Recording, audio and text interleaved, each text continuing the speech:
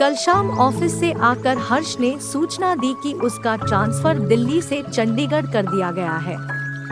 यह खबर सुनने के बाद से तान्या के आंसू रोके नहीं रुक रहे हैं। उसने रो रो कर अपना हाल बुरा कर लिया है। हर्ष, मैं अकेले कैसे सब कुछ मैनेज कर पाऊंगी यहाँ? क्षितिज और सौम्या भी इतने बड़े नहीं हैं कि मेरी मदद कर पाए। अब घर बाहर बच्चों की पढ़ाई सब कुछ अकेले मैं कैसे कर पाऊंगी? यही सोच सोच कर मेरा दिल बैठा जा रहा है, तान्या बोली। तान्या के मुंह से ऐसी बातें सुनकर हर्ष का मन और परेशान होने लगा। फिर बोला, देखो तान्या, हिम्मत तो तुम्हें करनी ही पड़ेगी। क्या करूं, जब कंपनी भेज रही है तो जाना तो पड़ेगा ही। प्राइवेट नौकरी है, ज्यादा नानुकुर की तो नोटिस भी थमा सकती है हाथ में, और फिर भेज रही है तो सैलरी भी तो बढ़ा रही है। आखिर हमारा भी तो फायदा हो रहा है जाने में। सैलरी बढ़ जाएगी तो घर का लोन चुकाने में थोड़ी आसानी हो जाएगी। थोड़ी देर चुप रहने के बाद तान्या का तनाव थोड़ा और कम करने के लिए हर्ष फिर बोला, देखो तान्या, महीने का राशन मैं खरीद कर रख ही जाऊंगा। सब्जी वाले रोज घर के सामने से जाते हैं, उनसे ले लिया करना। अगर वक्त बेवक्त कोई और जरूरत पड़ती है तो आसपास के लोग हैं ही। इतना रिश्ता तो हमने बना रखा ही है हर एक से कि एक फोन करने पर कोई भी आ खड़ा होगा। मगर हर्ष के समझाने का तान्या पर सकारात्मक प्रभाव नहीं पड़ रहा था। दरअसल 10 सालों के वैवाहिक जीवन में यह पहला अवसर आया था जब तान्या को हर्ष से अलग रहने की जरूरत आ पड़ी थी। पहले तो तान्या ने भी साथ ही चंडीगढ़ चलने की बात कही, पर दिल्ली से चंडीगढ़ जाने का मतलब बच्चों का नए स्कूल में एडमिशन कराना, नई यूनिफॉर्म खरीदना, वहाँ किराए का घर लेकर रहना और फिर उसका किराया देना, और यहाँ लोन की किस्त चुकानी किसी भी तरह से संभव नहीं होगा। फिर इस बात की भी तो कोई गारंटी नहीं थी कि वहाँ सारी व्यवस्था कर लेने के बाद 10 से 12 साल वही रहेंगे। क्या पता अगले ही साल फिर कंपनी दिल्ली वापस बुला ले तो कब तक बच्चों को लेकर ऐसे फिदे रहेंगे। इसलिए हर्ष ने तान्या को समझाते हुए कहा कि उसका अकेले जाना ही उचित होगा। हर्ष को अगले ही सोमवार को चंडीगढ़ ऑफिस ज्वाइन करना था, इसलिए वह बुझे मन से जाने की तैयारी करने लगा। हर्ष भी पहली बार अकेला रहने जा रहा था, इसलिए मन ही मन घबराहट उसे भी बहुत हो रही थी। बचपन से आज तक अपने हाथ से एक गिलास पानी तक लेकर नहीं पिया था उसने। पहले माँ और बहनें और फिर शादी के बाद तान्या उसके सारे काम कर दिया करती थी। हर्ष मन ही मन सोचकर परेशान हो रहा था कि कैसे वह अपने कपड़े धोएगा, बेडशीट बदलेगा, कमरे की सफाई करेगा। खाना नाश्ता तो बाहर कर लेगा या टिफिन लगवा लेगा, पर कभी चाय पीने का मन हुआ या बीच में भूख लगी तो क्या करेगा। मगर तान्या और बच्चों की चिंता में वह अपनी परेशानी के बारे में कोई चर्चा नहीं कर पा रहा था, और न ही तान्या का ध्यान इस पर जा रहा था कि उसका पति उसके बिना अकेले कैसे रह पाएगा। इतवार की सुबह से ही हर्ष की व्यस्तता बढ़ी हुई थी। अपने सामान की पैकिंग के साथ साथ वह इस बात का भी ख्याल रख रहा था कि उसके जाने के बाद घर में किसी चीज की कमी न रह जाए, जिसके लिए तान्या को बच्चों को लेकर बाजार के चक्कर लगाने पड़े। राशन, सब्जी, फल, मिठाई आदि एक से एक चीज वह घर में लाकर रखता जा रहा था। शाम होते होते तान्या का उतरा चेहरा देखकर उसका दिल यह सोचकर घबराने लगा कि कहीं उसके जाने के बाद तान्या की तबीयत न खराब हो जाए। तान्या, कुछ दिनों के लिए मम्मी को आने के लिए कहूँ क्या? तुम्हें देखकर मुझे चिंता हो रही है कि तुम अकेले रह पाओगी या नहीं। हर्ष, सोच तो मैं भी रही थी कि मम्मी जी आ जाती कुछ दिनों के लिए मेरे पास तो ठीक रहता, पर वहाँ भी तो रिंकी और पापा जी को परेशानी होगी उनके बिना। यही सोचकर मैंने कुछ कहा नहीं।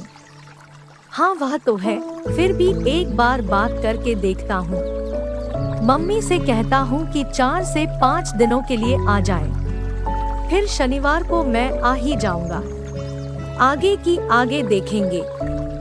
हर्ष ने अपनी माँ से बात की तो बेटेबू की समस्या सुनकर विचलित हो गई।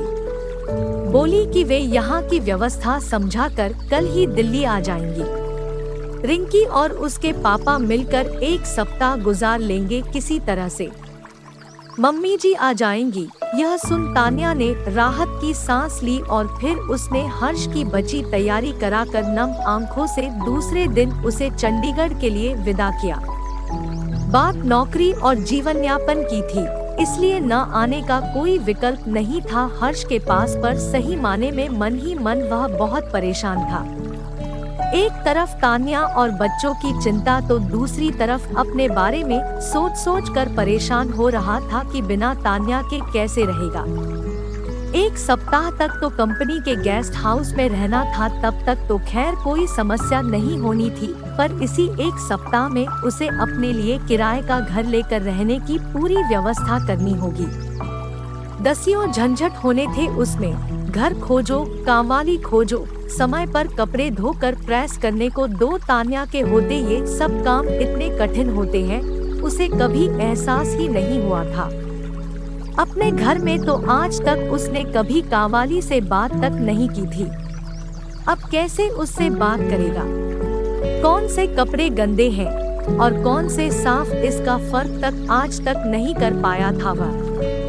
अब ये सारी चीजें खुद करनी पड़ेंगी, यह सोचकर पसीना छूट रहा था। 1 सप्ताह जैसे तैसे गुजार कर अगले शनिवार की रात को जब हर्ष एक दिन के लिए चंडीगढ़ से दिल्ली आया तो घर में त्योहार जैसा माहौल बन गया। बच्चे उसके इर्द गिर्द मंडराने लगे और तान्या के पास तो हर्ष को बताने के लिए इतनी सारी बातें इकट्ठी हो गई थी मानो वह सालों बाद हर्ष से मिल रही हो। 1 सप्ताह तक हर्ष के बिना उसने एक से एक पल कैसे बिताया, इसका वर्णन खत्म होने का नाम ही नहीं ले रहा था। पर मम्मी जी की निगाह हर्ष के चेहरे पर अटक गई थी। बेटा तू 1 ही सप्ताह में कितना दुबला हो गया है, कहते हुए उनकी आंखें भर आई। उनका बस चलता तो वे एक ही दिन में हर्ष को अपने हाथों से उसके पसंद की सारी चीजें बना और खिलाकर पूरे सप्ताह की कमी पूरी कर देती। लेकिन शाम को उनका वापस जाना भी जरूरी था, क्योंकि रिंकी के पेपर शुरू होने वाले थे। उनकी अनुपस्थिति से उसकी पढ़ाई बाधित हो रही थी। मम्मी जी को शाम की ट्रेन में बैठाकर आने के बाद बच्चों ने जिद पकड़ ली पिज्जा खाने की। तान्या ने भी उनका समर्थन करते हुए कहा, जब से तुम गए हो तब से ही ये पिज्जा खाने की जिद कर रही हैं। मैंने समझा रखा था कि पापा के आने के बाद चलेंगे। अब चलकर खिला दो, वरना तुम्हारे जाने के बाद फिर मुझे परेशान करेंगे। हर्ष का मन नहीं इस समय बाहर जाने का हो रहा था और न ही बाहर का कुछ खाने का। उसका दिल कर रहा था कि बचा खुचा समय वह सबके साथ सुकून से घर में बिताए और तान्या के हाथ का बना घर का गर्मगर्म खाना खाए। पर बच्चों और तान्या की बात न मानकर वह अपराध भावना से घिरना नहीं चाह रहा था। बेमन से ही वह सबको साथ लेकर पिज्जा हट चला गया। दूसरे दिन फिर सुबह सुबह ही वह चंडीगढ़ के लिए निकल गया।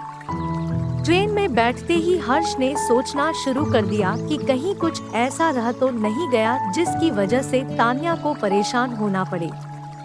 पर जब उसे ऐसी कोई बात याद नहीं आई तो उसने सुकून के साथ सीट पर सिर टिकाकर आंखें बंद कर ली। चंडीगढ़ जाने के साथ ही हर्ष की जिंदगी से आराम और सुकून शब्द गायब हो गए। अब तक शनिवार की शाम से लेकर सोमवार की सुबह तक जो सुकून के पल हुआ करते थे, अब तो वही पल सबसे ज्यादा भागदौड़ वाले बन गए। ऑफिस से छूटते ही वह स्टेशन की ओर भागता, फिर ट्रेन से उतरकर ऑटो पकड़कर घर पहुंचता। तब तक बच्चे तो सो चुके होते थे, इसलिए बच्चों के साथ वक्त बिताने की खुशी में वह सुबह जल्दी उठ जाता। फिर सारा दिन साप्ताहिक खरीदारी या बच्चों को घुमाने फिराने में निकल जाता। फिर सोमवार की सुबह शताब्दी पकड़ने के लिए सुबह 5 बजे ही नहा धोकर तैयार होकर उसे घर से निकलना पड़ता था। तान्या अकेली है यह सोचकर बीच बीच में उसके सास ससुर चक्कर लगा जाते थे, पर चूंकि वे भी अभी नौकरी करते थे इसलिए ज्यादा दिन रुकना संभव नहीं हो पाता था। एक शनिवार जब हर्ष घर आया तो घर पर तान्या की माँ सारिका जी उसके साथ रहने के लिए आई हुई थी। तान्या के मुंह से उसकी परेशानी सुनकर वे कुछ दिनों के लिए उसके पास रहने को आ गई थी। हर्ष को देखते ही उनके चेहरे पर चिंता की लकीरें खिंच गई। हर्ष बेटा, आपका स्वास्थ्य इतना गिर कैसे गया है? चेहरे से रौनक ही गायब हो गई है। अभी 2 महीने पहले जब आपसे मिली थी तब तो आप ऐसे नहीं थे। क्या खाने पीने का सही इंतजाम नहीं है वहाँ पर? नहीं मम्मी जी, खाना पीना तो सब ठीक है वहाँ पर, बस घर से दूर हूँ तो बच्चों की याद सताती रहती है। बस इसी वजह से आपको ऐसा लग रहा होगा। अब आज घर आया हूँ तो कल देखिएगा मेरा चेहरा भी चमकने लगेगा। दूसरे दिन सुबह से ही हर्ष फिर घर की व्यवस्था और बच्चों की फरमाइशें पूरी करने में जुट गया। डिनर के लिए जब फिर सब ने बाहर का प्रोग्राम बनाया तो सारिका जी ने रोकते हुए कहा कि कल सुबह ही हर्ष को निकलना है, तो इस समय सब घर पर ही रहो, घर पर ही बनाओ खाओ। मगर बच्चे नहीं माने तो सारिका जी ने कहा, ठीक है तुम सब जाओ, मैं नहीं जाऊंगी, मैं अपने लिए यही कुछ बना लूंगी। निकलते निकलते हर्ष ने कहा, मम्मी जी आप अपने लिए जो भी बनाइएगा उसमें 2 रोटियां मेरी भी बना दीजिएगा, मैं भी घर आकर ही खा लूंगा, बाहर का खाना खा खा कर मन भर गया है मेरा। सारिका जी ने उस समय तो कुछ नहीं कहा, लेकिन दूसरे दिन हर्ष के जाने के बाद तान्या को आड़े हाथों लिया। तान्या, तुझे क्या लगता है हर्ष की पोस्टिंग दूसरे शहर में हो गई है तो उसमें उसका कोई गुनाह है? तुझे यहाँ अकेले रहना पड़ रहा है तो इसमें उसका कोई कसूर है? क्या सोचती है तू? क्या अकेले रहने से परेशानियों का सामना केवल तुझे ही करना पड़ रहा है? हर्ष बड़ा ऐश कर रहा है वहाँ पर। कैसी बीबी है तू कि तुझे उसका खराब हो रहा स्वास्थ्य और ढलता जा रहा चेहरा नहीं दिख रहा है? देख रही हूँ एक दिन के लिए इतनी दूर से बेचारा भागा भागा बीवी बच्चों के पास रहने के लिए आया और सारा दिन तुम लोगों की जरूरतें और फरमाइशें पूरी करने में लगा रहा, एक पल भी चैन से नहीं बैठ पाया। क्या उसके शरीर को आराम की जरूरत नहीं है? पर माँ, मैंने ऐसा क्या कर दिया जो आप इतना नाराज हो रही हैं मुझ पर? आपको ऐसा क्यों लगने लगा कि मुझे हर्ष की चिंता नहीं है? ऐसा क्या देख लिया आपने जो मुझे इतना डांट रही है? देख तान्या, जब से हर्ष चंडीगढ़ गया है तब से मैं तेरे मुंह से बस यही सुनती आ रही हूँ कि मैं अकेले कैसे रह रही हूँ, यह मैं ही जानती हूँ। मुझे कितनी परेशानियों का सामना करना पड़ रहा है कि क्या बताऊं? यह बात तू अपने मायके ससुराल के एक से एक इंसान को बता चुकी है। अकेले रहने की वजह से तुझे कितनी तरह की परेशानियां हो रही है, पर एक बार भी मैंने तुम्हें हर्ष की चिंता करते नहीं सुना। एक बार भी मैंने तेरे मुंह से यह नहीं सुना कि हर्ष वहाँ क्या खाता होगा। पता नहीं मनपसंद खाना मिलता भी होगा उसे या नहीं, उसके कपड़े कैसे धुलते और प्रेस होते होंगे। शाम को थकाहारा घर आता होगा तो एक कप चाय की जरूरत होती होगी तो क्या करता होगा। बेचारा एक दिन के लिए घर आता है और उस एक दिन भी तू उसे एक पल भी आराम से बैठने नहीं देती। सारा दिन किसी न किसी काम के लिए दौड़ाए रहती है उसे। क्या इतनी पढ़ी लिखी होने के बावजूद तू हर्ष के बिना घर गृहस्थी के अपने छोटे बड़े काम नहीं कर सकती? माँ, मैं कर तो लेती, पर आप तो देख ही रही है कि क्षितिज और सौम्या इतने छोटे हैं कि इन्हें लेकर बाजार जाना खतरे से खाली नहीं है, और बाहर खाना और घूमना घुमाना तो बच्चों की फरमाइश पर करना पड़ता है। मैं थोड़े ही कहती हूँ जाने को, तान्या ने रोआ से होते हुए कहा।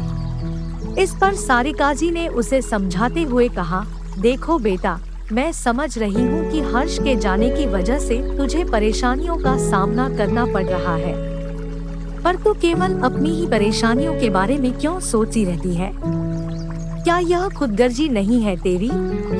मेरी नजर में तो तुझसे ज्यादा परेशानी हर्ष को उठानी पड़ रही है। तुझसे तो केवल हर्ष दूर गया है, पर हर्ष से तो घर, बीवी, बच्चे, घर का खाना, घर का सुकून सब कुछ छिन गया है। एक दिन के लिए आता भी है तो तुम सब के लिए ऐसे परेशान होता है जैसे कोई गुनाह करके लौटा है।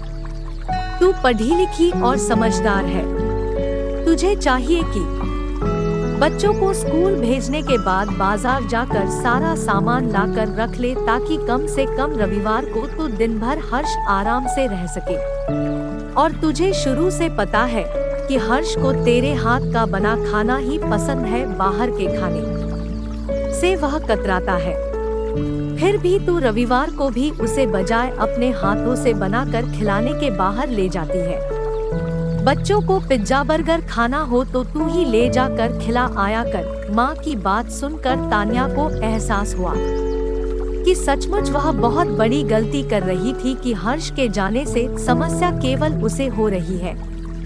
हर्ष की परेशानियों के बारे में न सोचकर वह इतनी खुदगर्ज कैसे बन गई, उसे खुद ही समझ में नहीं आ रहा था। अगले शुक्रवार को बच्चों को स्कूल भेजकर घर के सारे छोटे बड़े कामों की लिस्ट बनाकर तान्या घर से निकल गई। उसने तय कर लिया था कि अब आगे से हर्ष के आने पर उसे किसी काम के लिए बाहर नहीं भेजेगी, बल्कि अब पूरा रविवार वे सब हर्ष के साथ घर पर ही बिताएंगे, ताकि उसे शारीरिक और मानसिक दोनों तरह से आराम मिल सके। बाजार की तरफ जाते समय अचानक तान्या की नजर सड़क के किनारे छोले चावल के ठेले के पास खड़े एक युवक पर पड़ी, जो जल्दी जल्दी छोले चावल खा रहा था। उसे देखते ही न जाने क्यों तान्या की आंखों से आंसू गिरने लगे। वह सोचने लगी कि हर्ष भी तो आखिर भूख लगने पर ऐसे ही जहां कहीं भी जो कुछ भी मिल जाता होगा खाकर अपना पेट भर लेता होगा। मनपसंद चीजों की फरमाइश करके बनवाना और खाना तो भूल ही गया होगा। हर्ष अपने आंसू पोंछते पोंछते तान्या जल्दी जल्दी घर चली जा रही थी, साथ ही सोचती भी जा रही थी कि अपने परिवार वालों को भरपेट भोजन देने और उनके लिए सुख सुविधा जुटाने के लिए घर से दूर रहकर दिन रात खटने वाले हमारे पतियों को भूख लगने पर मनपसंद भोजन तक मुहैया नहीं होता, और हम पत्नियां यही जताती रह जाती हैं कि हम ही उनके बिना बड़ी कठिनाइयों का सामना कर रही हैं।